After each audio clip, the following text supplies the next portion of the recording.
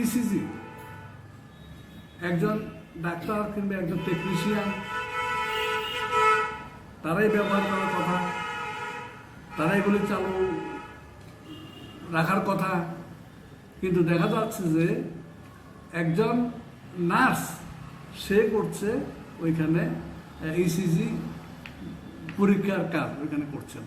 সুতরাং আমরা বলছি একজন ডাক্তার, অভিজ্ঞ ডাক্তার, তাকে দিয়ে এই সমস্ত পরীক্ষা নিরীক্ষাগুলি করার ব্যবস্থা করতে হবে।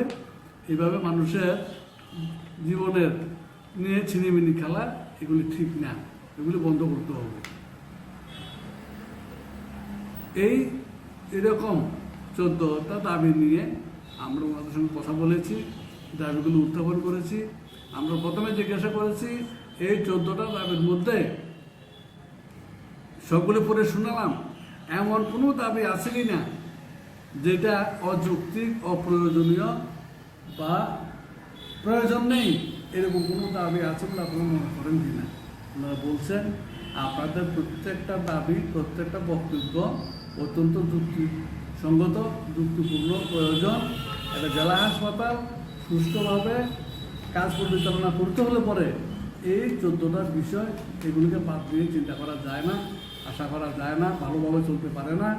আমরা চেষ্টা করব, কথা দিচ্ছি, আমাদের কর্তৃপক্ষের সঙ্গে কথা বলে বা আমাদের নিজেদের যা সুযোগ আছে সেগুলি ব্যবহার করে, সেই সুযোগ ব্যবহার করে আমরা আরও ভালো পরিষেবা কীভাবে দেওয়া যায়, হাসপাতালে নিয়ম শৃঙ্খলা কীভাবে রক্ষা করা যায় এ ব্যাপারে আমরা উদ্যোগ নেব।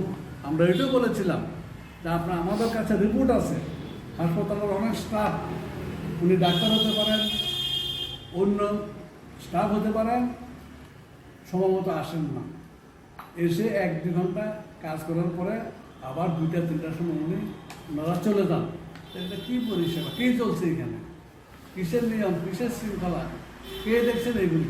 সুতরাং একটা কর্মচারী, একজন ডাক্তার, একজন স্টাফ, একজন নার্স বা অন্য যে কোনো ধরনের কর্মী টাইমলি যদি আসা যাওয়া না করেন, টাইমলি এলেন, টাইমলি গেলেন, এটাও যদি এখানকার কর্তৃপক্ষ ভালোভাবে, হাসপাতালে সাফাই কর্মী, সুইপিং যারা করেন, তারপরে সিকিউরিটি গার্ড, ওনারা বলছেন ওনারা কোনো কোম্পানির আন্ডারে আছে, প্রতি 3 মাস পরে পরে 1 মাসের বেতন পায়।